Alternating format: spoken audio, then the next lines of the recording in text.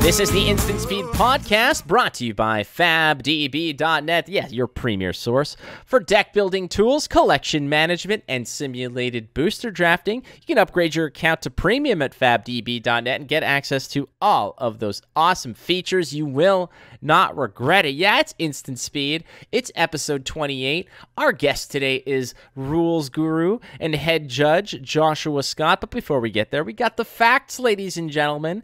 And one of those facts is that the calling in Krakow, Poland wrapped up recently. That was won by Yonji Lee on Viserai. So what did the metagame for Blitz look like at the calling in Krakow? Well, lots of Viserais, as you can see over here. That is what the Blitz metagame is basically shaping up ahead of the next BNR announcement, which we have no idea what that will mean.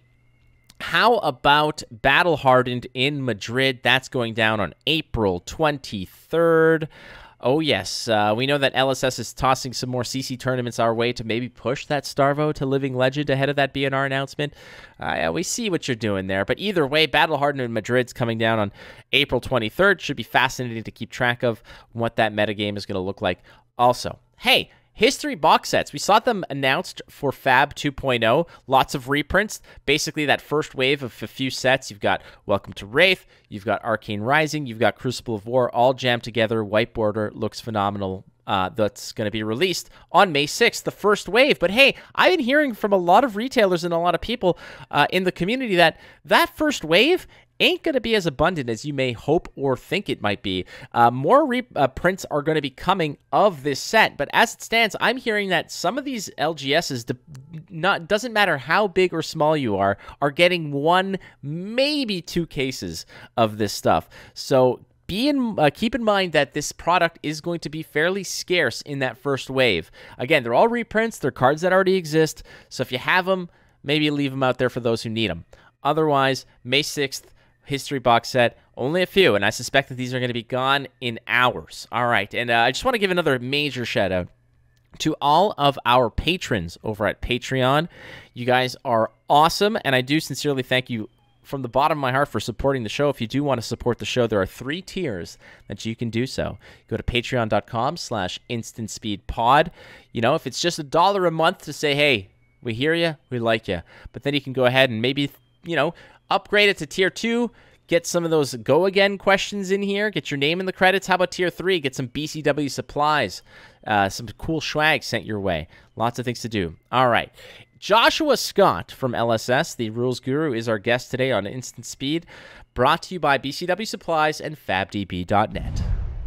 The history packs are around the corner, so maybe you need to just, take stock in your own collection. How many cards and how many copies of each card do I have? Is it something I need to do? Do I need to go pounce on these history packs to flesh out some of this collection I have? Well, go to FabDB.net, upgrade your account to premium, because you'll get all the collection management tools you need. How many particular cards do I own? What do I have for trade? What do I need? Make sure that you're well aware of your collection, so when that history pack comes in, yeah, those white border beauties are going to look good in your collection, but is it something you need right now? Go to FabDB.net, upgrade your account to premium. You will not regret it.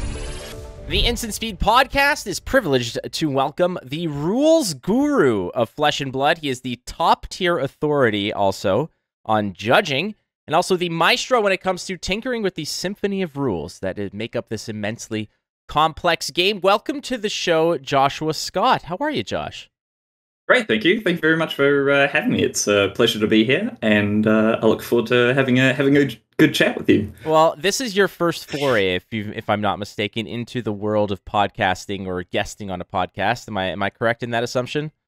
Yeah, it is actually. So go easy on me. We'll be gentle. Here to have a good time. We'll be gentle, but I will say this, is that in terms of the the wonderful roster of guests that we've had on the Instant Speed Podcast, you are one that I believe most people were like, oh damn, you got Josh. Like that, it was one of those kinds of reactions. I think that the interest in terms of this particular episode was pretty high up there. So we're going to go easy on you, but I'm not going to let up on the pedal, as it were, when it comes to some of the... Yeah, no beating around the bush. Damn right, exactly. But the first order of business, obviously, for all the newcomers on Instant Speed is we want to know a little bit about Josh, the the origin story, as it were. Obviously, you're well ingrained and quite influential in terms of Flesh and Blood from a rules perspective, judging, etc. But where were you when you first got interested in card games in general, and what led you to Flesh and Blood through to your progression to where you are right now as essentially the head honcho of the rules department? Well, it's actually quite funny. This is actually my first foray into competitive card games in general, actually. So I don't have a background in MTG or Yu-Gi-Oh! Or any of the big name card games. Actually, just started out playing with a friend. Came back one day from a local game store, had one of the pre-packed hero decks with him. It's just like, hey, there's a new card game out from New Zealand. And we're just like, yeah, cool. This is a pretty cool game. Pretty happy with this. So why don't we start buying packs and start building up a collection? And we just played casually for a long time, and eventually I moved city and started to get more involved in the Discord just to sort of connect with the community. And I found myself in the position where I was always on the main the fan Discord server and the game rules channel, just like answering people's questions. And the more I answered, the more people kept asking me questions again and again and again. And as the game started to get quite popular over in America, we got to the point where it was like people were asking questions, and then they'll be like, "Wait, hold on, Josh isn't awake yet. He lives in New Zealand. Let's wait until he wakes up, and then we'll just post him all these questions that we've been asking all throughout the night." So it became pretty staple for me to wake up at 7 a.m. in the morning, answer a few Discord questions, go to work, and my breaks at work start answering more Discord questions, and it just became a pretty integral part of what I did during the day. And then Monarch came out, and the comprehensive rules got released, and we were all pretty excited about that. And I was really interested in making sure that the rules were really clear, because I was in that role of I want to make sure the rules are pristine so everybody knows what's going on. So I led the charge in basically sending some feedback to LSS about the comprehensive rules 1.0, basically a whole bunch of little small corrections here and there, just to make it consistent with how we've done things before. And then eventually I talked to one of the OP managers, Kieran, and there was a calling coming up, and I was like, hey, I'm really interested in becoming a judge, because there's no judge program yet. Do you mind if I fly myself up to Auckland and just hang around and be a judge or something? And he's like, yeah, sure, we'd be happy to. We need a judge program, and it'd be really good to get at least someone like yourself who's been involved in the community to start being a community judge. And so flew myself up there and got to meet all the LSS folks and started judging. And it was about the second day when I was sort of I actually went up there with a mission that we had these 20 questions, 20 unanswered. I think it was 18 questions, unanswered questions that were not explained by the comprehensive rules, or little inconsistencies. And so at the very end of day 2 of the calling, I went up to Jason Chung, one of the lead developers for the game, and I'm like, hey, do you mind if I pull you aside for a couple of minutes, or a little bit to answer some of these questions? And so I show him it, and he's like, oh mate, we've got to get James in on this. So Jason and James sit down with me, and we start going through these questions, and every single question that I ask them, James is sitting there and he's like, man, that's a really good question. What do you think, Jason? And they'd go back and forth and would end up in a discussion. And about 3 hours later, we have the entirety of almost all of the LSS staff basically hovering around where we are, wondering what we're doing. 3 hours of discussing rules. At the very end of it, James just turns to me and he's like, how much do you like your current job? And that's incredible. From there it was I went part-time with them just to sort of develop the judge program, the initial rollout of the tests, and start working on the comprehensive rules 2.0. And then I just earlier this year became a full-time employee, so now the rules and policy manager for LSS, and the rest is history. What's fascinating about this is that a lot of people would have just immediately, and myself included, would have just figured that you were there relatively on the ground floor, that you were there to a degree where it was prior to a major release, that you were the one potentially designing the initial rules. But in reality, this was just a passion project for you in the same vein that you just wanted clarity. You wanted to know the game inside out. And but beyond that, what's incredible about this is that this is your first card game. So I have to ask, what was it that just gripped you with, I mean, obviously the game was shown to you, but what grasped you to say that, okay, this is not only my first card game, but I love this so much that I want to know about it inside out. I want to be the authority when it comes to rules, to the degree where you got this reputation within the Discord and within the public to be that role when it wasn't necessarily yours to have officially, if that makes sense. Well, I've always been a big gamer, as you know, it's very, very typical for for me to be like interested in games.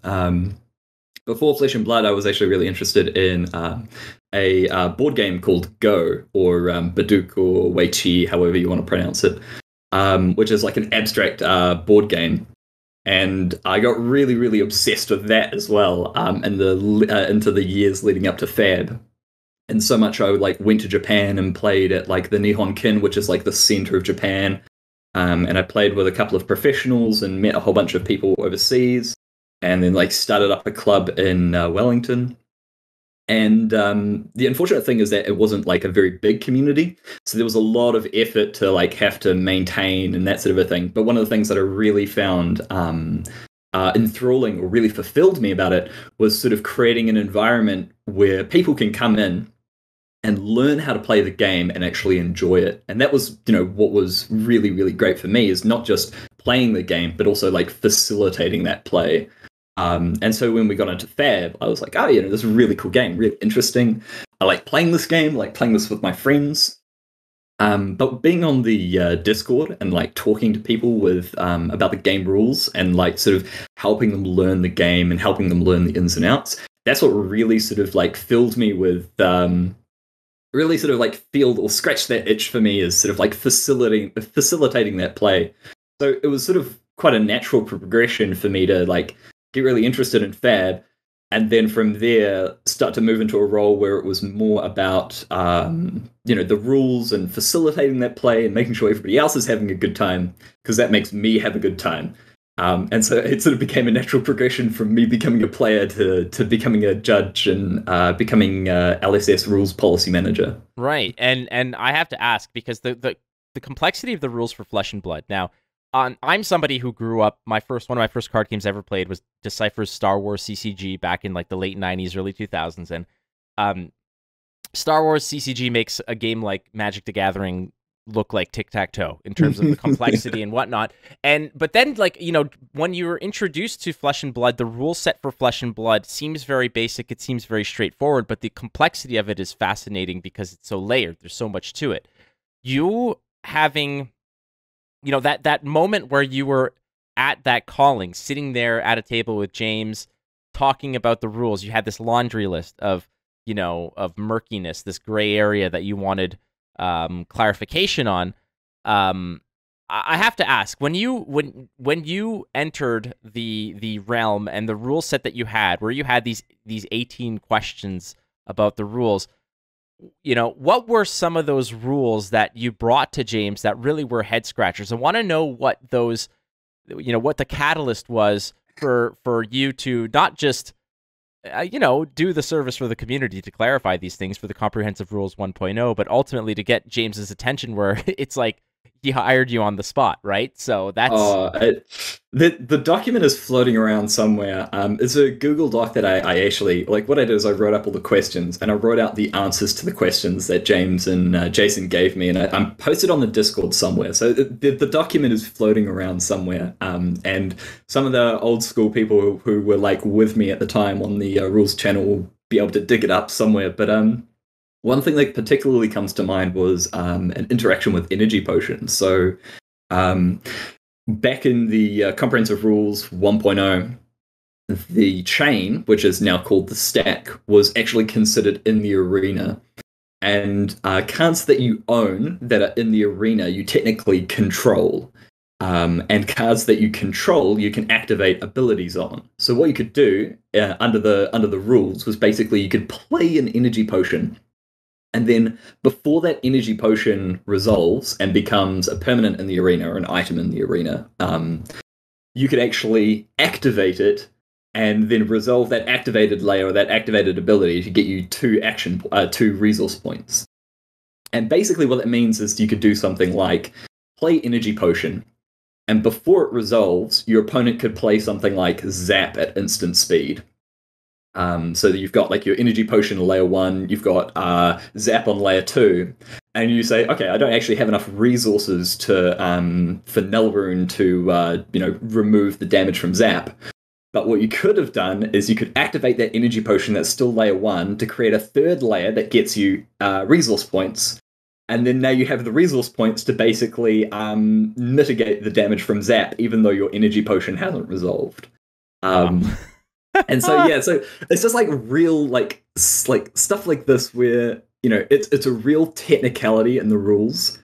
And one of the things I really wanted to know is like, hey, like the way that you've built up the structure and these sorts of things, have you considered this interaction? Because like it's totally like a major edge case. Like maybe it would come up once in like an entire 400 person calling or something like that, but ongoing, it could have some like ongoing ramifications. Like if you play any other card that hasn't resolved and has an instant ability, and we do have more now, we have things like Exude Confidence and a few other like instant ability cards that you can put on the stack.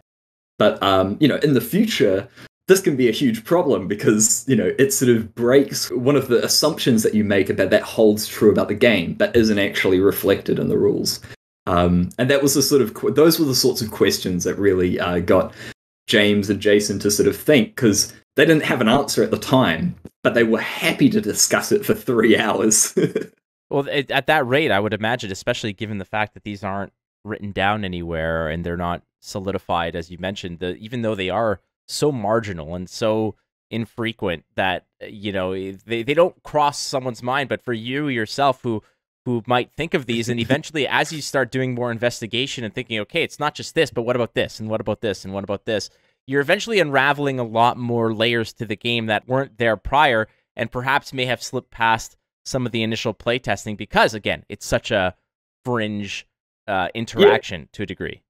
That's absolutely right. And like for the development team, like they can't, as good as any development team is, they're never going to get like every single interaction absolutely correct, because the process for development isn't what are all of the edge cases surrounding this card with every other card. They focus primarily on like the interactions that are typically played and like balancing the metagame and trying to make the game fun. So when of course they created Energy Potion, they weren't thinking, oh, can you activate this while it's on the stack and hasn't resolved yet? Like, those are the sorts of things that they don't consider because they've got so much else to sort of think about and develop and that sort of a thing. Which is exactly why, I sort of fill the role that I'm in, is because instead of looking at the game from a balance perspective and, thinking about, okay, what sets are coming out as the game is fun, what cards are going to break certain characters. Like, I don't even consider any of that. All I care about is, does this card functionally work the way you want it to work? And how does this card interact with other cards? And does that actually like break the game in a fundamental way, as opposed to a balanced sort of way? I would imagine that when cards are developed, they must be run by you to a degree and said, is this possible? Like, how can this... does this fit within the framework of what you've essentially designed or refined in that regard?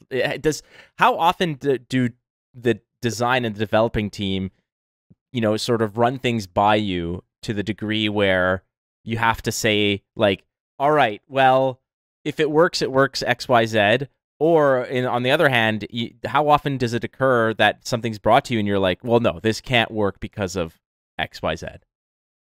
So I do proofing for the cards as part of my job, And while I can't I can't say too much about the development process because it's quite complicated and very hush hush. I was gonna go full Larry King on you and start sort of extracting some information, but I understand the secrecy involved, so don't feel obliged. But if you want to treat us to something, it's all good. I can say that I do have an input in aiding the development of cards to make sure that they fit within the current framework, because it is important that when a card comes out, it doesn't break any of the fundamental tenets that we have basically in the comprehensive rules. So I am part of that development process. Yeah. Was there ever a card that was run by you that you eventually had to just put a stop to? That it was just you caught something about it that was either going to break the fundamentals, or you don't have to be specific, but even if it's just a yes or no, but has something basically made it all the way to you and then you had to just put it into the shredder? No, not yet.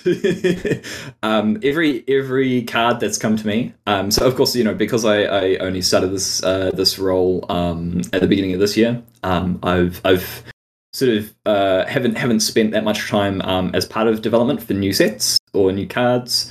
But everything that comes to me, I always try to find a way to make it work, because my job isn't to say, no, this doesn't work. The development team and James and everybody has a vision of what they want, and my job is primarily to make sure that can work. And it's sort of about finding compromises and hey, you want this idea, you want this card, I'll fit it into the rules somehow, and that's all part of the compromise to making sure the cards come out the way they want them to. And it's making sure that the cards are great as well, as opposed to it just being, hey, I want this card. No, okay, no, we no longer have this card anymore, and all of a sudden the set falls apart or something along those lines. You kind of have to lawyer some of these cards in, right? Like just adjust them to a degree. It's just a fascinating place to be, because I'm sure that the design team has so many grandiose ideas, but again, the framework of the rules are what they are, and if it doesn't fit within that framework, then it can be busted. And to me, I've been intimately involved in other card games, most specifically Gwent, and some of my favorite conversations with the developers there are cards that never made it to print because of the implications, where they were essentially they were just never made it past the quality testing, or even just somebody's grandiose idea that made it to the table that was discussed eventually got flushed because of how ridiculous it was. So it's always such a fascinating element to me to see that process of the light bulb that goes on in somebody's head to just how ambitious they want to get with new card design. And Uprising coming out on June 24th. I mean, I have to ask you, I would imagine you've seen all these cards for the most part. Am I correct on that? I can't answer that question, okay. Unfortunately. No problem. No problem. That's no big deal. Again, I don't want to get you in trouble, nor do I want to get in trouble. But at the same time, it's just, to me, that is that's part of the fun. And some might call it power creep, but to me, sometimes it's a matter of just to see how ambitious and how aggressive the developers can get and push that line, and how intricately they can dance along it until somebody like yourself, I would imagine, has to just sort of pull the plug on the fun. Well, I mean, there's always ideas to explore and whatnot. And I like to think of myself as a kind of a creative person, but nothing compared to James White. We've seen the card revealed for New Jersey Pro Tour, which is Taylor. And the idea behind that involved the idea of creating this concept of an inventory that you could swap equipment out of. And we went back and forth on the design of that quite a bit, because there's so many iterations that had little caveats of does this work? And then, okay, no, it doesn't. All right, let's change it to this. Now, is it balanced? No, it's not balanced. Let's go back to trying to change it again.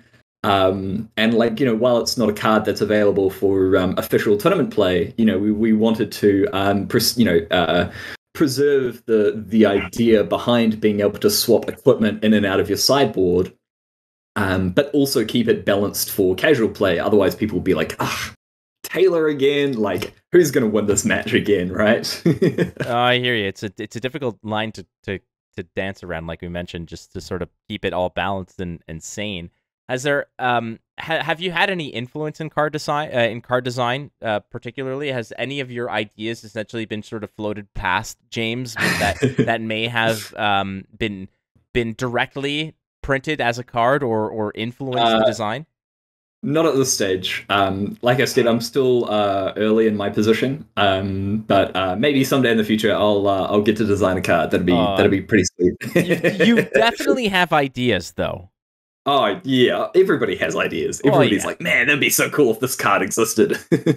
But I mean, now that you've established yourself as essentially, you could either be, their best friend, where you kind of clarify all this stuff, or you could be like their worst enemy, where they're saying, okay, big idea, and then you're like, no. So it's incredible, just that dichotomy that you have there. But honestly, I would love to see, and when it comes down to it, I hope that I'm one of the first people that you tell that, yes, I designed a card and this is what it is. That would be so cool. I want to see a Joshua Scott card. That's what I want to see. Thank you very much. So beyond that, the other major announcement, I believe, that was released alongside the major FAB 2.0 announcement that was dropped about a week or two ago. What's very important about this is there was a little caveat to it, a little piece to that release that involved rule enforcement levels and competitive versus casual, and just fleshing that out. I want to read what was printed first, just for everybody's context, so they know what we're talking about. This was part of this release. It says, we are looking into developing a third type of rules enforcement level, in brackets REL, to help differentiate the environment and player expectations of casual events such as Armory, pre-release, and skirmish, and more competitive events such as ProQuest and Road to Nationals. The aim is to better support an enjoyable player experience at the casual organized play level while maintaining a high standard of rules and policy compliance at the competitive level. Because what there is now, and obviously you can fill in the blanks if I'm missing something or I'm messing up, but basically there's two levels of gameplay. And I hear this so often, and when I hear it referred to, it's either casual or competitive. And the only time I hear this referenced is when somebody has no idea what something is. Is a Road to Nationals competitive or casual? Is this, and what some might see competitive versus casual as just an arbitrary statement of how somebody approaches that particular tournament. In reality, it's how the rules are enforced. There's a casual level and a competitive level. And now what is being announced is that there's going to be a third, sort of classification. Because as it stands now, everybody knows that an Armory or a pre-release or a draft or something like that is relatively casual. And everyone knows that when you're at a calling or something like that, it's competitive. But at a ProQuest or at a Road to Nationals, it's basically, it's this gray area where everybody whom I've spoken to who doesn't have a dead set answer to this, they basically approach it in the terms of, well, I'm treating it as competitive because the stakes are high enough that I have to approach it as such, and I'm going to approach it from the same regard as I would any major tournament because, it might not be a $10,000 prize or something, but what's at stake here is a ticket to a bigger major event. So to some, that is huge. Others just show up because they pay the entry and they want to, play 5 games or 6 games of Swiss and see if they can't score a cold foil or do what they can. But now there's this third one, and it's meant to essentially define the gray area of this middle tournament. Can you just maybe discuss what the philosophy is behind competitive and casual, and why those that middle tier, those ProQuests and Road to Nationals, are kind of a gray area for so many? Yeah, so when the tournament rules and penalty guidelines were first developed, they were developed in-house by one of our developers. The idea was that we wanted to focus on the organized play aspect, and putting that into terms, especially around like more vague concepts of casualness, is quite difficult. So the primary sort of step in that was to say, okay, let's develop the penalty guidelines with 2 formats, casual and professional. And what happened is that when we ended up creating the organized play pathway, which is that sort of tiers of tier 1, tier 2, tier 3, tier 4, where you have tier 1 and 2 are casual, and then tier 3 and 4 are professional, is that we ended up lumping ProQuest and Road to Nationals and that sort of casual bracket. But the expectation was always that at things like armory events and on-demand events, no one should be forcing you to have an IP penalty or like be so stringent about like missed triggers that like you can get disqualified for repeating behaviors and that sort of thing, because the barrier to entry is so low that like anybody can turn up, you know, it's their first time at an armory or first time at a skirmish, and then all of a sudden they get an IP penalty because they don't know how to play the game, and that is like that with this particular like aspect of the rules, because it comes under casual. If you were going to enforce the penalty guidelines, you basically unfairly penalize people who basically just want to get into the game and are playing like a prototypical casual game. But as a result, we end up having this conflict with the expectation of Road to Nationals and ProQuest at tier 2, where it's technically under casual because we want a lower rules enforcement level or stringency compared to professional. But we want to have more than just no enforcement whatsoever. Right. So the expectations of how these get enforced has sort of been left up to the community up until now. But of course, that's caused issues. And so that's why we wanted to address it, because there are concerns that, hey, look, why do we call it casual when it's not casual? And I totally understand those concerns, and that's why I'm really pushing for this third level of rules enforcement to be introduced. And so essentially, sorry, go ahead. Oh no, I was just going to say that this third level of rules enforcement is meant to address this middle tier, essentially, correct? Yeah. So the idea would basically be that so we've got two let's call them two levels of rules enforcement. We've got casual, and then we've got professional.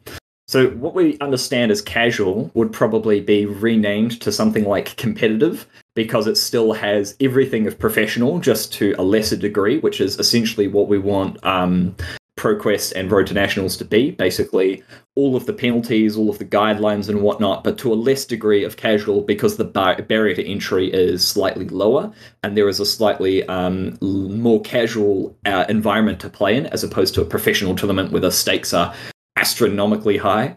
And then we'd basically be creating a third level under that, which we will probably call casual, or I don't know, local rules enforcement level or something like that, which would be for your tier 1 tournaments. So that'd be your armories, your pre-release, your skirmish events, and that will basically cater to the idea, or sort of serve the players who are turning up to their first event ever, or like their second event ever, and we don't want to have to deal them IP penalties, for example, or have to track like multiple warnings, and basically set up this expectation where these tier 1 tournaments are more about this sort of like social play and engaging with other players and learning the game.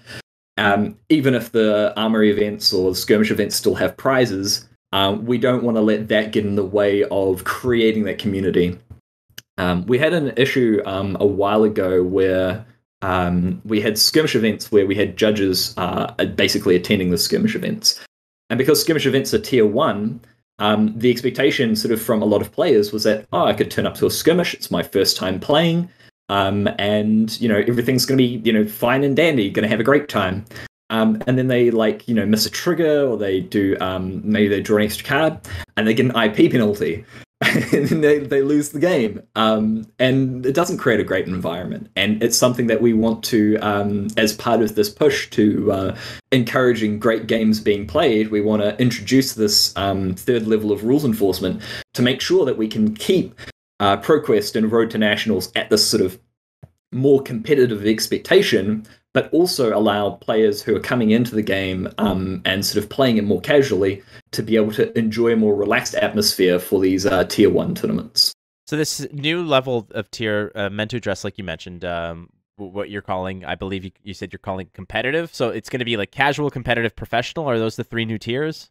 Yeah, we haven't set on the names yet. Obviously, it's still in development. One of the issues with drawing up rules enforcement for more casual play, and this is like also to do with things like shortcut play and whatnot, is that unlike the comprehensive rules where everything's cut and clear and you can define terms and everything is perfect, there's a lot of like wishy-washy language that goes into making sure that it's understood as sort of an environment and a contextual aspect, as opposed to it being clear-cut that someone has, created, somebody has committed to an infraction and needs to be punished this way, or, we'll let this one slide because it's just part of the casual rules enforcement. So it's still in development, and we're not 100% on the names yet, but you can think of it as casual, competitive, and professional rules enforcement. So how much would you say, in terms of a percentage, is this already set in stone? How far along in the development of this reiteration are you guys along, and when could you estimate, let's say, that this revamped tier system and rule system can be made official and be implemented? Well, it's pretty way along at the moment. We've already got a draft that is going to be reviewed by some of our devs and higher ups.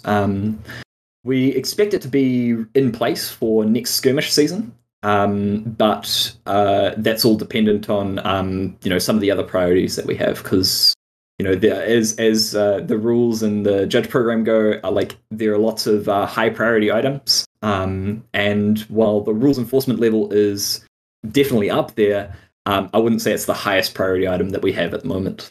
Right. There's always a cacophony of things that need to be addressed, right? And it just seems to me there's an existing system, and it's not that it's lacking, and this is just a gigantic black hole that people are kind of swimming in that void and not knowing what the hell's going on. It's just kind of further refinement, much in the same regard that the rule book is constantly getting refined and adding layers, right? So this is just another element to it. Yep, that's absolutely right. And it's sort of the model for how the rules sort of became what they are today is sort of, okay, we started with the Hero's Handbook, and now we have the comprehensive rules, and it's going to be the same with the rules enforcement level. We have something that works, and there is a social understanding of the expectations of how this gets enforced at more casual events like armories. But we're getting to the point where people continually pick at this point, and it's okay, let's sort of spend some resources to make sure that this gets improved, so we can continue to better the play for the players. And now that the comprehensive rulebook 2.0 is off my plate, this is sort of one of the next items on the agenda for me to sink my teeth into. So very excited to develop it, that's for sure. Now, the judging program is something else that you're obviously very intimately involved in and directing at the beginning of essentially what it was. Because if it wasn't essentially, I guess for you, it maybe wouldn't be where it is at the moment, which is a work in progress, to say the least, but ultimately a major a very important part of what Flesh and Blood wants to accomplish from its competitive scene. I mean, there is so much this major sort of shock and awe campaign of, hey, we're gonna have a pro tour, it's gonna be a big deal, there's gonna be tournaments, there's gonna be all kinds of amazing things, but this needs to be supported by an established and refined, not just rule system, but judging system that to basically make sure that these major tournaments are played cleanly. You yourself, I suppose, what level of judge are you? Level infinity, I don't know. Why do you write them? I guess so, right? Well, it's tough to say, because from a high level view, the levels are just a way of certifying particular individuals or identifying particular individuals based on their contributions to what they've actually done in the past, and how competent they are to be able to, or how provably competent they are to be able to run particular events. So we have at the moment we have L0, L1, and L2. So level 1, level 2, level 0, level 1, level 2 judges. And at the moment, level 0, you can go on our website and take the level 0 test anytime you want. The level 1 is by invitation, not invitation, it's rolling out monthly, and we stopped that at the beginning of the comprehensive rules rollout because there were so many questions that we had to update. And of course, we had new sets coming out, so we needed to increase the question pool to address those sets. And then level 2, we had invitation only for nationals last year, where we had basically people nominating.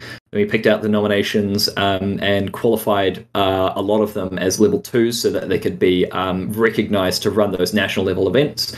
And a lot of those level 2s already have become huge pillars in the judge community. So, but in saying that, like in terms of the goal for like where we want to be in the future, what we're planning is basically to correspond the levels of judging to the levels of tournament play. So we have like the structure at the moment where we have like tier 1, tier 2, tier 3, tier 4 tournament play.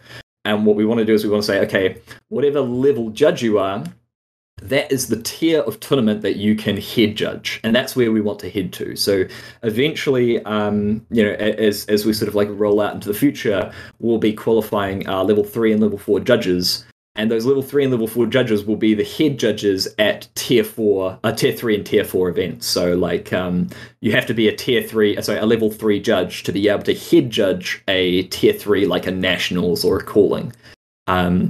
But at the moment, it's sort of a slow build up to that because, we don't know, at the beginning, we didn't know who in the community was going to be qualified or proficient or making sure that, the people that we end up promoting to these higher tiers are going to be part of the community and contribute and like continue along this path.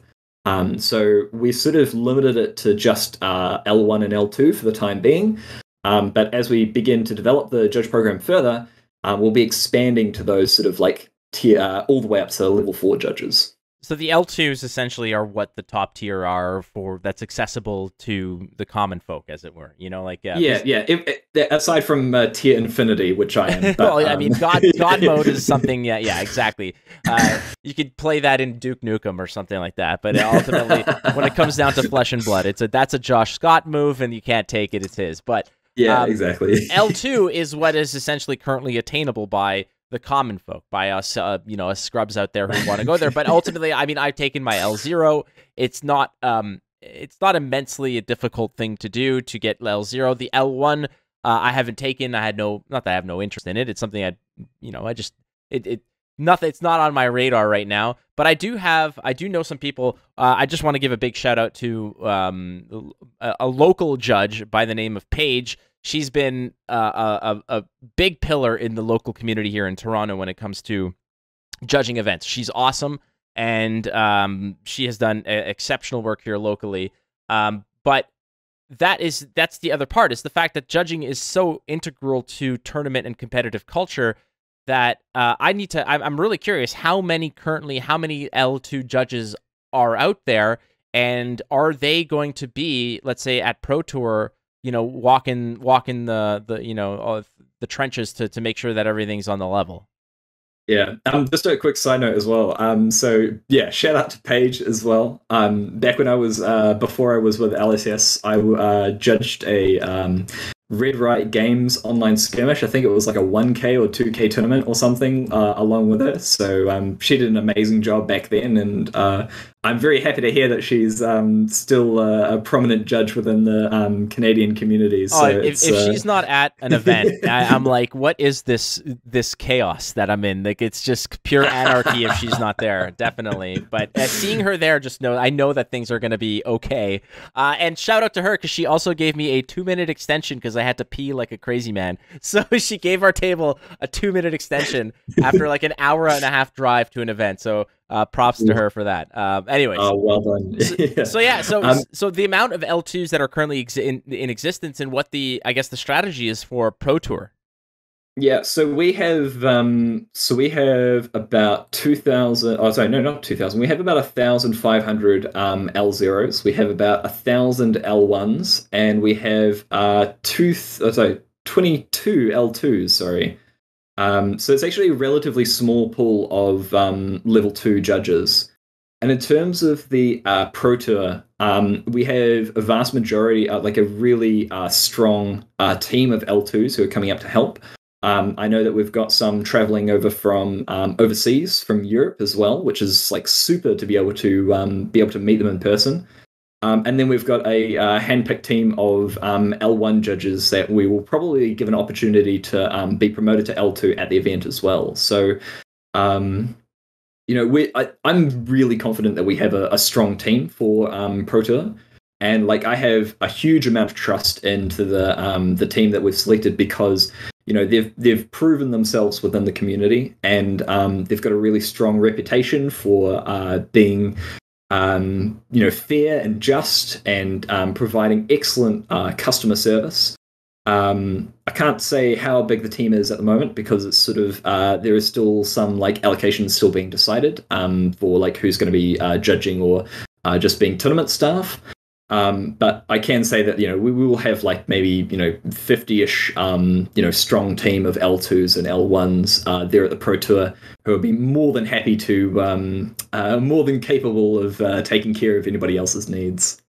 What's the overall goal, you would say, regarding the judging program overall? Obviously, there's the goal of just making sure and just ensuring the integrity of the games and having an outlet for people to appeal to should there be something that they're unsure of, and just the basic. But from the greater perspective of the judging program itself, what to you, let's say a year from now, would indicate that the judging program is ultra successful?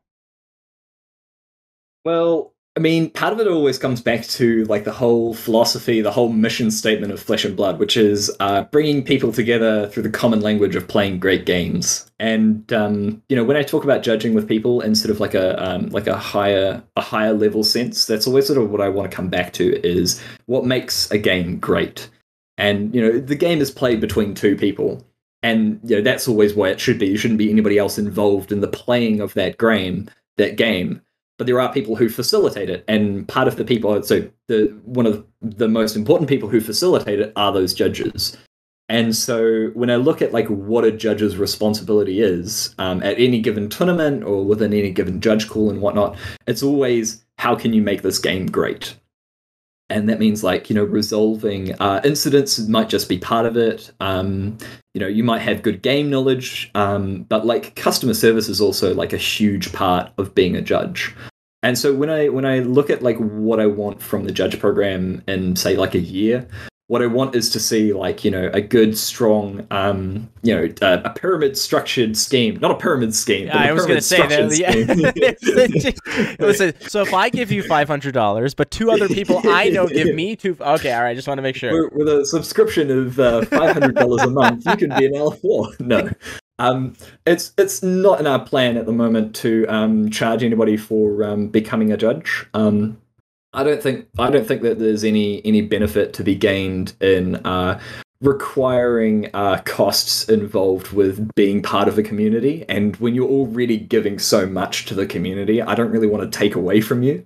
And so what I want to see in a year is making sure that we have like some L3s and L4s that the whole community can look up to as examples in like what a judge should aspire to be. So, like, they're really strong at communication. They've got an amazing amount of empathy, especially when it comes to judge calls and dealing with tough situations. And they have that really strong judge knowledge. And so, while we look at the moment how you become like an L1 judge, which is just like an online exam, when you start to get up those levels, we'll be looking more at sort of things like, how many events have you judged? Are you under the mentorship of other like higher level judges? How much are you able to contribute to your community? And then like the higher up as you go for each of those so each of those judge tiers, you get more responsibilities, but you also get rewarded more as well. So invitations to things like judging Pro Tours, which can get you sweet promos, and then being able to like have like additional additional things that you can do as a judge. I know one of the ideas that we've sort of tossed up is like allowing judges at a higher level to be able to host their own events. Okay. just like TOs can. So basically allowing judges who we trust, just like we trust TOs in stores, to be able to bring other people of the community together, because they are a pillar of the community. They are so essential to the tournament and the organized play that we want to reward them and reward their position and sort of put them in a place where they can exercise a lot more of their ability, because we trust them more at those higher tiers. One thing that I can say is that LSS has always done an incredible job of recognizing, who out there amidst the community really does a lot of the heavy lifting when it comes to supporting the game. Obviously, LSS itself and the cards and development, but you guys do an excellent job of recognizing the importance of things like judges. And, me selfishly and personally, the amount of pumping of the tires of content creators is awesome too, because it's great that you guys are out there supporting the community, which supports you. So it's this very symbiotic relationship that I'm privileged enough to be involved in the way that I am. But to me, the fascination with the judging program and the rule set it's an integral part to the game's success, but also the longevity and the health of the game. Because without these elements, without a clear and refined rule book, and without a judging program and system to enforce those rules at the highest tiers, then it's a free-for-all, right? So you guys have done an excellent work, and I'm really excited. Like you mentioned, you're looking, I guess, for the next skirmish season to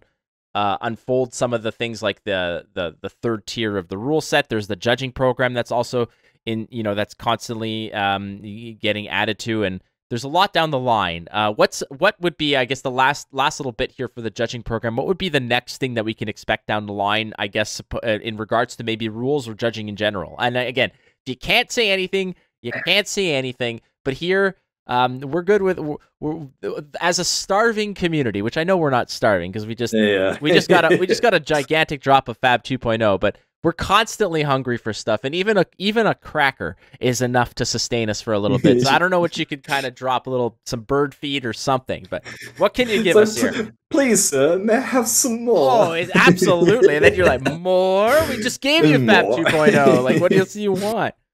Well, for the judge community in particular, and because it's always my focus, and I just say that one of the things I really appreciate about the community is the willingness to always give back, and like it's almost selfless in a way. Like the amount of amazing people that I've met online, on the Discord, through Facebook, and at events.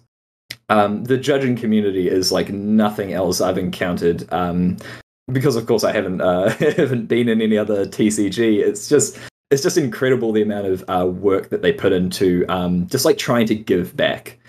And it's really nice to be able to, see the judge community as having my back when it comes to helping point out helpful errors in the rules that I've just published as well, which is fantastic. But as for the next step is basically building tools to help support their judge community. And while our judge platform is pretty thin at the moment in terms of where can you go to get resources or get tested? Currently, we use a third-party testing tool for qualifying judges. And I can say that we are looking into developing a platform where we can more accurately track judges and support judges in basically becoming qualified and helping stores be able to identify where they can find judges as well. And that's basically the next step that we're working towards for the judge program. And I can't really say much more than that.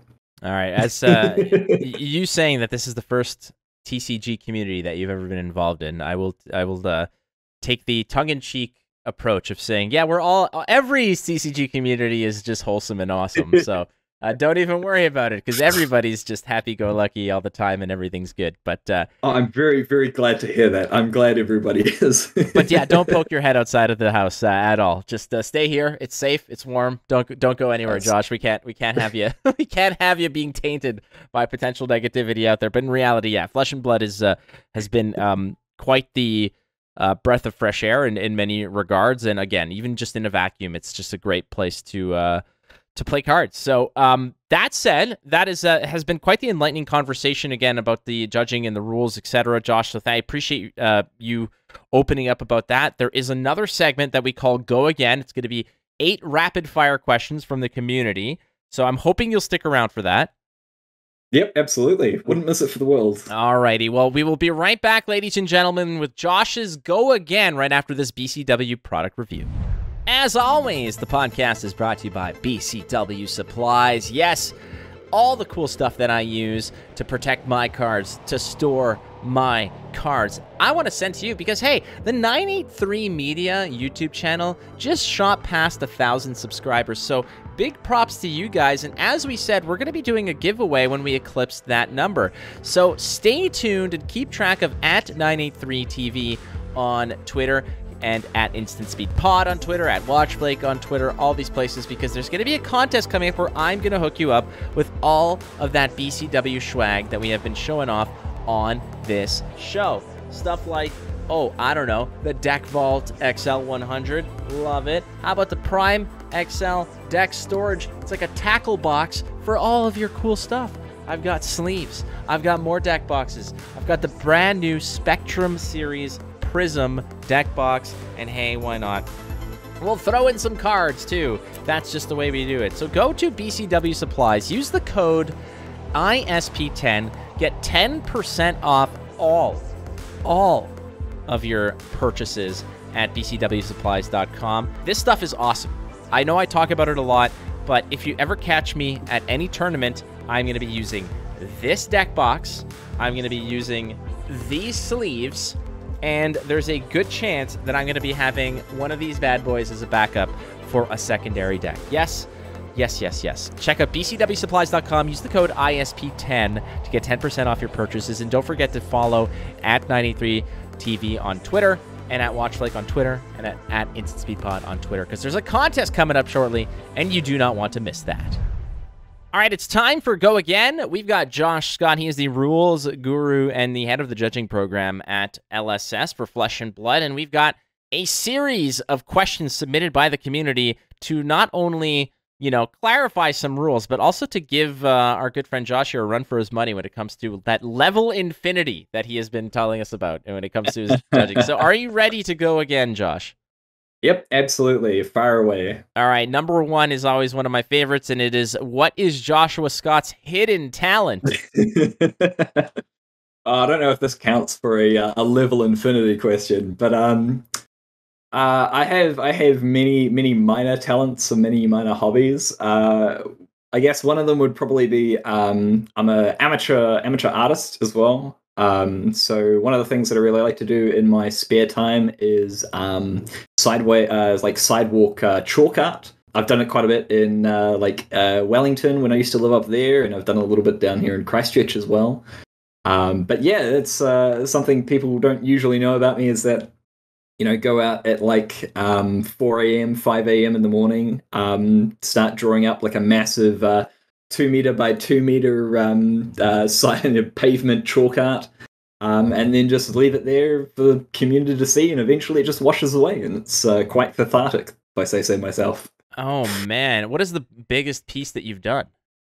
Oh, it's a good question, actually. I did one for my my wife on I think it was a Valentine's Day one. I did this massive I think it was maybe a 4 meter by 3 meter it's like a bouquet of roses with "Will you be my Valentine" like written across it in all like fancy letters.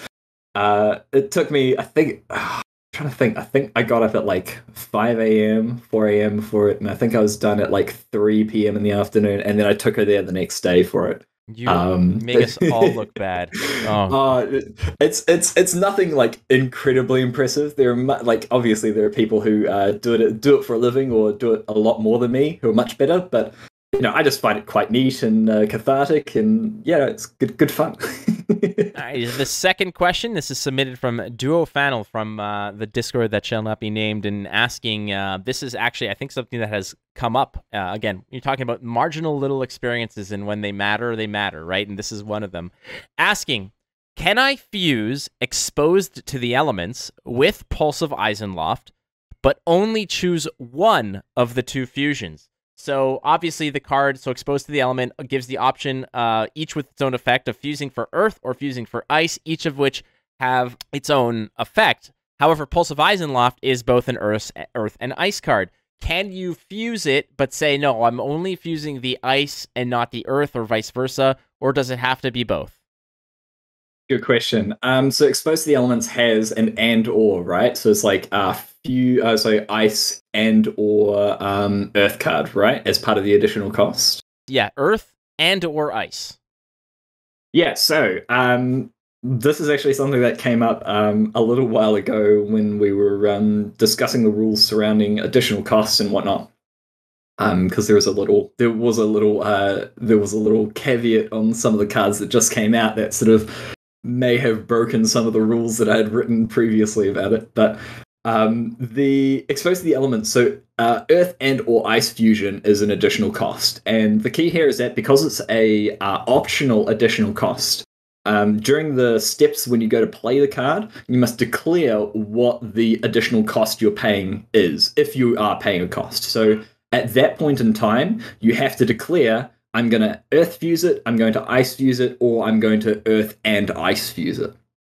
Okay. And then when you go to the steps after paying the resource cost, you go to pay the additional costs, then you pay that additional cost that you have declared. So yes, you can play Exposed to the Elements.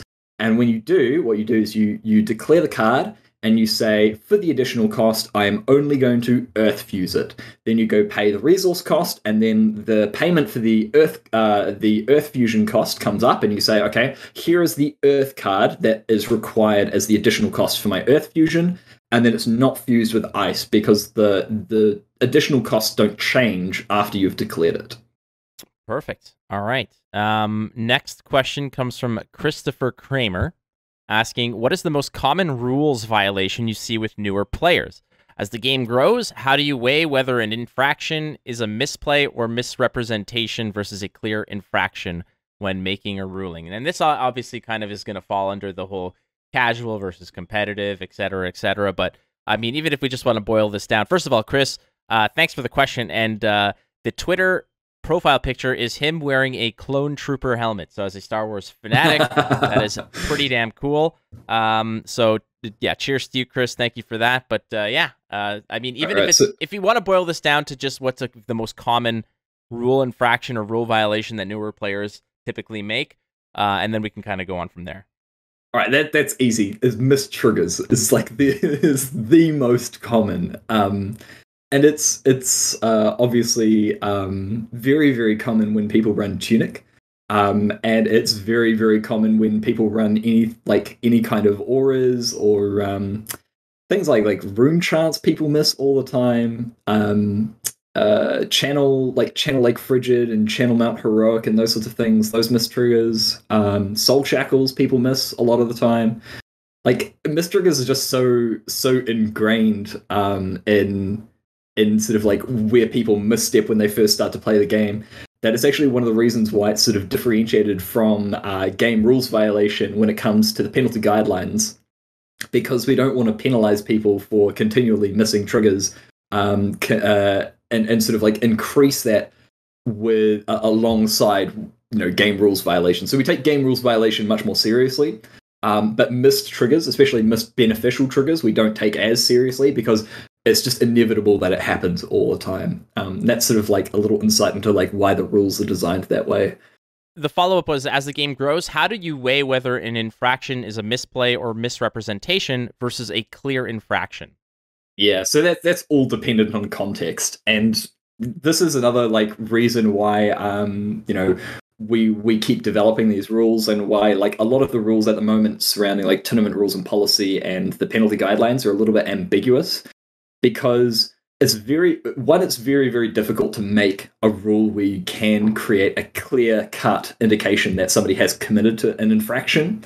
But at the same time, if you do create this sort of like line drawn in the sand, then you basically make context obsolete. And there are like so many cases where that can go wrong. And it really depends on like things like the rules enforcement level that you're at, like whether you're at a tier 1 armory thing or like whether you're at a professional level tournament.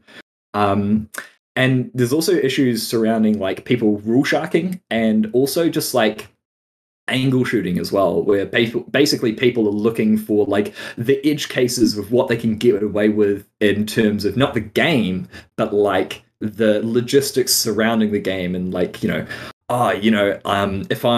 I put a dice on my pitch zone, but I'm not actually tracking my pitch, if I like, flip that dice around, can I get a penalty for that? And like, it may confuse the opponent, but if they don't ask me about it, like, I don't have to say anything and they can get an advantage. And it's sort of those are the things where it's like, we don't want to put quite often we don't want to put a very clear-cut answer to a lot of these things, because it really depends on the context, and it's up to the judge at the time to make the call as to whether or not the person should be doing that or should be punished for doing something. And it's also something that we learn along the way as well. Obviously, we can't catch absolutely every single penalty that can possibly exist, which is why it's a living document and why we keep adding to things. So to answer the question, it's not. There's no way to weigh whether or not something is just a clear-cut infraction or whether or not it's just a misplay that we ignore, because it all depends on the context and the judge who's ruling there as well. And I would imagine to a degree, reputation also factors in, right? Like reputation. I mean, I'm sort of undecided on reputation personally. I think that reputation can give you an insight into the behavior, like the continued behavior of particular players. But I don't think that reputation should be entirely indicative of what you should be doing for a particular player. Because I know that there are a couple of instances where sometimes people can get a bad reputation for accidents that they've made. Or like miscommunication, or incidents where they weren't trying to create infractions, all that sort of a thing. And if that follows them around, then that can create a really poor play experience for that player. So I think that again, it's all context dependent. Like, do you take into account the player's reputation, or do you sort of just judge them unbiasedly based on the given situation in a box, in a vacuum? This is always influenced. I mean, if I were to compare it to, let's say, hockey. Obviously, I'm Canadian, so hockey is just near and dear to my heart. But hockey is a very physical sport, obviously, and when it comes down to it, particular infractions and penalties that are taken, especially very egregious ones involving, hurting someone or knee-on-knee contact and intentional headhunting, etc.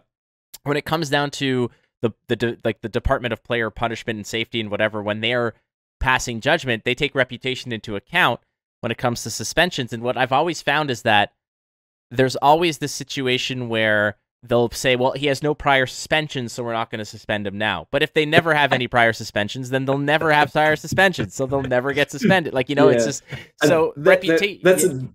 That's definitely another aspect to it, because it's like, this guy, we haven't actually disqualified him for cheating before, so should we disqualify him now? Like, that shouldn't be part of it. Like, if somebody has like is notorious for like missing a particular trigger, for example, that would be cause for giving them a penalty or giving them an increased penalty for a particular trigger that they've missed if it's like in line with their history.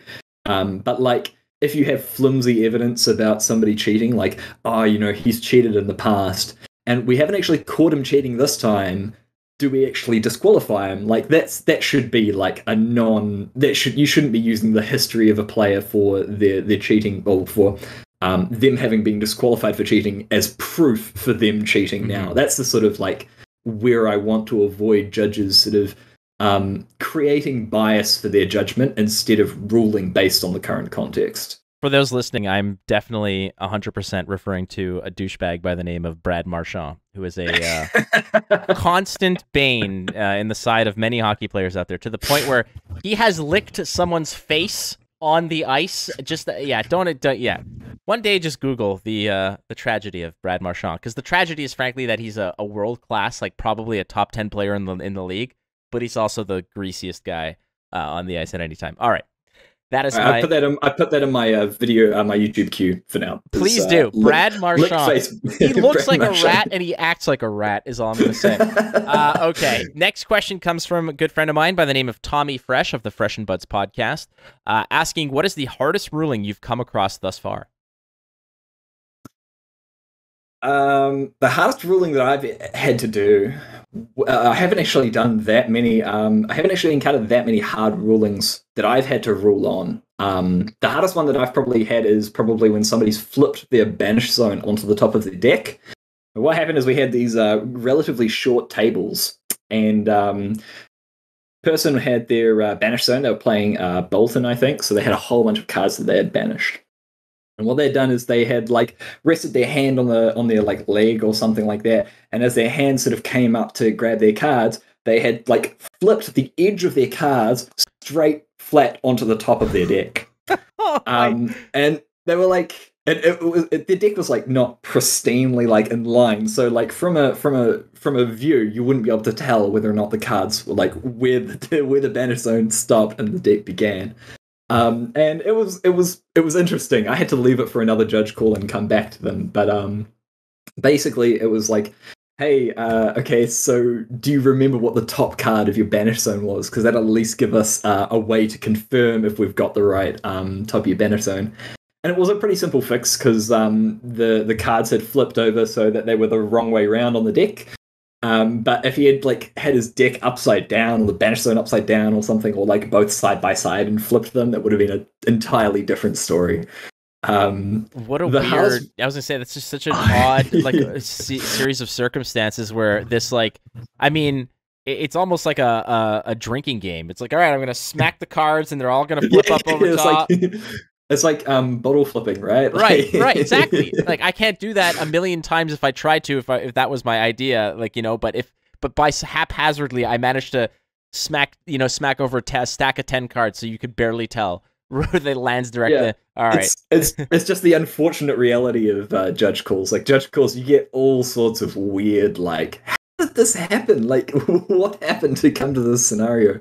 And that's like, again, like, why the rules, the penalty guidelines are guidelines and they're not clear cut, because we don't have a penalty for flipping your banish zone on top of your deck. Like that's not something that we would ever consider putting in, but it can happen apparently. So the next question comes from Brian Basoko asking, can you clarify the interaction between Rune Chance and Arclight Sentinel when attacking with a weapon? Because this is something I believe that has changed most recently, if I'm not mistaken, where attacking something with Spectra, maybe not just in general, or not specifically Arclight Sentinel, but attacking an aura with Spectra with weapon versus an attack action, one of them preserves the Rune Chance, one of them pops the Rune Chance.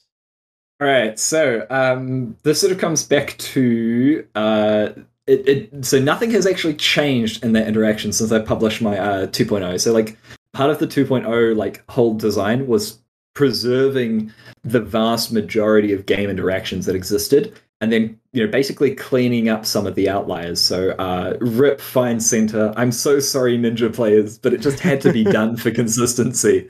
I know you love the card and the art, but it just had to be done. But for the Rune Chant and Spectra interaction, nothing's actually changed. What the issue with it is that when Rune Chants first came out, they were worded that you must either play an attack action card or attack with a weapon. And when that card was that card was designed, the idea is that attack with a weapon meant activating the weapon and putting the activated layer on the chain or on the stack. But when we sort of started to move through sets, attack meant when the card or the layer resolved and became attacking. And that's sort of like about the time that we moved to the when you attack trigger syntax as well. That was a big errata in Comprehensive Rules 1.0. And so what happened is that then split the Rune Chant into two separate like conditions. One is when you play the attack action card. So that is when you play the attack action card, both the Rune Chant and Spectra triggers, the Rune Chant will resolve and Spectra resolves.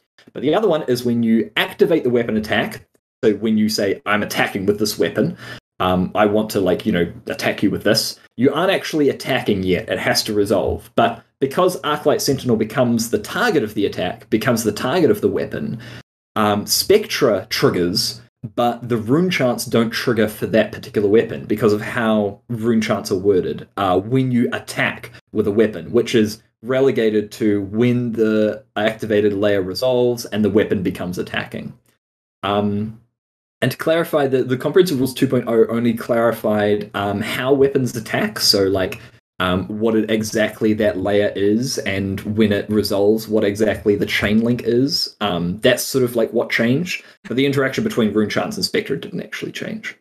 All right, I got one right under the wire here from a Patreon subscriber to the show, and it is currently 6:15 p.m. On a Tuesday here on the East Coast of North America, and I got these messages right here, as you can see on my phone, literally as we were starting Go Again. So I got these about 10 minutes ago from a Patreon member saying, "Is it too late? Is it too late?" And then go on then. a laundry list of like 900 questions. I will choose one. I told him, I literally just stuck in a message and I says, you literally 11th houred this one in. I'm going to choose one. Let's throw this one. This one's from Tom Rose asking, from your perspective, why did we need an update to the rule set from 1.5 to 2.0? And the follow-up to that would be, what still needs to be refined or perfected from 2.0 moving forward? Oh, that's a fantastic question. I love that. There you go. Now, first of all, that is like, I gave you like the 15-word sort of boil down Cole's notes of this, but if you could see, there is an absolute, like, you could there's like paragraphs and paragraphs, all of which are great questions, don't get me wrong, but for the sake of the time of the show, we're going to ask you just that one. Yeah, I apologize that this is in the quick answers to quick questions, but I will try to keep it brief. So I sort of mentioned to this a little bit earlier, like the energy potion interaction, where the chain, or what was formerly called the chain, sort of was in the arena, but you could activate energy potion while it hasn't resolved. Things like that, where like there was a fundamental understanding from the developers of how they want it to work, but that's not actually reflected in the rules. And it came down to a lot of like little things, like trigger syntax beginning with if, the replacement effects and prevention effects and the ordering of those things, creating a zone for permanence in the arena rather than just having them nebulously within the arena. How exactly weapon attacks work. All of these sorts of things were interactions or like mechanics within the game that the developers had a firm idea of how they wanted them to work, but it wasn't actually reflected in the rules. And while we could have just continued updating the 1.5, the problem is that structurally the 1.5 didn't really support being able to elaborate on a lot of things and create this new structure. And so things like one of the big ones, I spent like a week or two writing it, was how cards move between zones, because like when you've got like a card in a zone and it moves to a different zone, is it a new object or is it not a new object? And like all of the concepts that I needed to be able to describe that interaction weren't in the Comprehensive Rules 1.5, so they needed to be invented in the new comprehensive rules. And that's why we created a new comprehensive rules, a new numbering and new ordering, because creating like a lot of these base concepts that we can refer to when we start to describe more complex interactions, like cards moving between zones, was immensely helpful in helping sort of like finalize those sorts of things. In terms of like what else needs to be done in terms of the Comprehensive Rules 2.0, I think there's about like maybe 50 or like 100 glossary entries that I ran out of time to put into the into the end of it.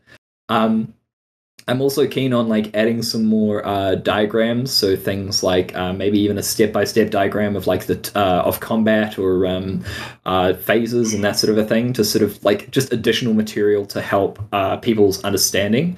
But in the long run, I think one of the things I really want to go back and address is the staging system. So there's really like probably one of the most complex aspects of Flesh and Blood, and I know from Magic as well. And tidbit. I've never played a game of Magic. I've read the Magic Comprehensive Rulebook like 7 or 8 times for some inspiration on some aspects of like how did they do or how did they word certain things or how did they create a system to describe certain things. But the staging system is basically interactions between particular continuous effects.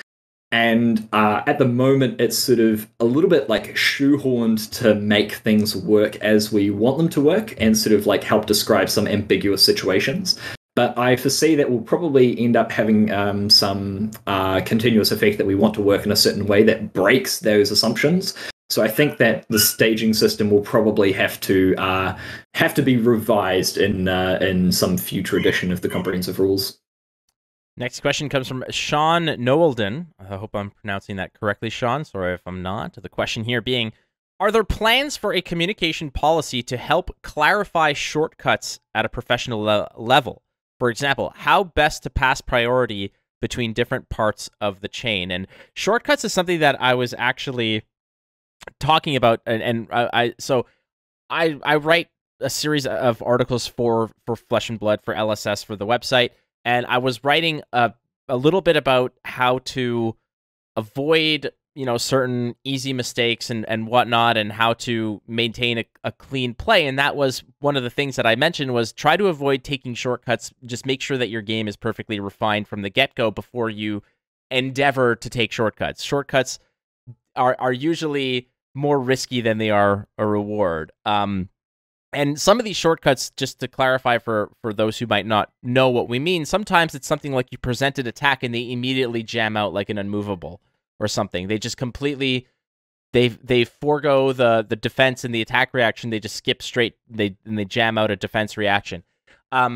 Is there, first I just maybe tell me a little bit about the philosophy behind shortcuts and why they're, I guess, technically allowed. And beyond that, I suppose, like Sean's asking here, what's the best way to communicate that you want to go to it, like that you're taking the shortcut without perhaps, maybe doing something wrong, as it were? Well, a lot of it comes back to, what makes a game great, right? Like, again, we've got the philosophy, players playing great games. And I think, like, demanding people play in a particular way, like, really, really stringently, like, I declare this card, I'm announcing this additional cost. I am now pitching this card to generate resources. I am now paying the additional cost. This is now on the stack. I now pass priority to you. And that sort of, like, really explicit kind of play is really only for players who like really enjoy it and who need that communication to understand what's going on. And I don't think that getting people to play in a very particular way is conducive to allowing people to play great games. A lot of people understand each other intuitively about like how certain things are played, and it comes down to player communication, really. Like, if you understand what somebody is doing in terms of their, in terms of like the order in which they're playing cards, or they understand that okay, you're the one playing at instant speed. I can't actually play anything due to my class, or my deck, so that I don't have any instants. So you just go off and do your instant Kano-y turn, and I'll just wait until you give me the chance back. It's really important that we don't have a stringent set that prevents people from playing more naturally and playing these great games. And I think that we will introduce some guidelines surrounding shortcuts. I think that there are a lot of shortcuts that people take already where they pitch before they play a card. Which is strictly a no-no, but we don't penalize it, because if you reach the same conclusion, like if you reach the same like foregone conclusion of where you want to get to, and there was no other way to reach that other than what you've done, or you reach the same destination with the same order, just also the same effects just out of order, then it shouldn't be penalized. Like, if that's just a natural way of how people play, then I think that that's great for great games. What really comes down to is when there's an opportunity for the opponent to respond, or an opportunity for something else to differ, then you need to take steps to make sure that the communication is increased. if anybody is interested, one of my favorite YouTube channels, big shout out to is it Fabrica? Yes. Awesome people. I love their videos. Like the way that they can clearly communicate like passing of priority and resolution of steps and whatnot. It makes it so clear, and it's done in such a way that allows you to see that passing priority and having to do these explicit steps don't have to disrupt gameplay. Like, as long as that is the expectation between you and your opponent, and that's the rhythm that you want to play it, 100% go for it, because it's going to save a lot of a lot of confusion when it comes to that passing priority back and forth. But when you've got this expectation of fast play, you and your opponent know what you're doing. I remember Matt Rogers at the first Nationals playing against one of his opponents, counters on things, counters off things, and playing with like so many different items and like pitching and like shortcutting, not having to put a counter on something. It's just like, yep, we're going to pitch this and attack with particular pistol. And it's those sorts of shortcuts where it's like, as long as your opponent knows what's going on, that you don't have to be so explicit, and you can take those shortcuts. That's so fascinating, because a good friend of mine, a buddy of mine named Michael Torek, he was a very, very excellent, world-class card player in Magic and whatnot. But when I introduced him to Fab, he was all into it, and one of his first games ever in paper were at like a Battle Hardened and a Calling, and I told him, I said, look, I know this seems counterintuitive because you tap lands to play cards, but you need to play the card and then pitch for it. And I don't know how someone might call you out, but they're in their right. That's the rule. The rule is you present the card and then you pitch to pay for it, even though 99% of everything you've ever seen has been me pitching and then playing. And I've always found that to be a very, I don't want to say counterintuitive, because maybe it's just ingrained in my mind that every time I play, like when I've played Magic or whatnot, or any other paper card game, it's always been pay, then play, whereas this is pay, then or play, then pay. Is there any, logic, I don't say logic behind it, but you know what I mean? Like, what's the reasoning behind that precise sequence? So the idea is because you can't just, unlike Magic, where you can just like tap your lands and gain mana, in Fab you can't just pitch. You can't just pitch to generate resources. And when you come to paying for a particular card, the order in which you pitch cards is actually important, because say you're paying a cost of 3 and you've got a red card and a blue card in hand. If you just put down both of those cards at once and then you attack, what you're actually assuming, your opponent has to assume what you're doing is you're pitching the red card first, and then you're pitching the blue card.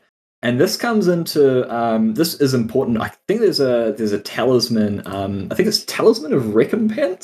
I can't remember the exact, the card for it. But it's basically when you would gain like when you pitch a card and you would gain 1 resource, instead gain 3. Then it becomes important the order in which you pitch, because if you play the card, and then you've got to pay 3 resources, you've got to pitch 1 card at a time. You pitch the red card first, you've got 3 resources, now you can't actually pitch that 3rd card. Whereas if you pitched both cards at the same time and played the card, you're playing out of order, and that sort of like complicates the situation of, wait, no, hold on, you've got Talisman of Recompense. Which order of the cards are you pitching there, and like how does that interact with what we're trying to do here? So that's sort of like why it's built the way it is. There's a limit on pitching cards for absolutely no reason whatsoever, and so you have to have a cost to be able to pitch because of certain mechanics in the game. That's why it's designed that way. But again, like as long as you can reach the same conclusion, then you're sort of justified in having that shortcut of pitching then playing, as long as that's clearly communicated to your opponent. Wonderful. All right, last one is a lighter note one. I love asking this question, but assuming you're playing in one of these major tournaments, it's a grand spectacle of everything. The pyro's going off, the smoke is at its most ominous. You're coming out of the back there to go and play in this big matchup. What is the walkout music that you're making your grand entrance to? I've watched some of your interviews before, and I was thinking about this question. I'm like, what would my walkout music be? It's such a foreign concept to me. I'm like, not in the whole idea of having bravado or spectacle. But if I had to go all out and go for the whole hog of walkout music, it'd probably be "Bring the Ruckus" by the Wu-Tang Clan from their Enter the Wu-Tang, the 36 Chambers. Oh, so, man. Yes. Yeah.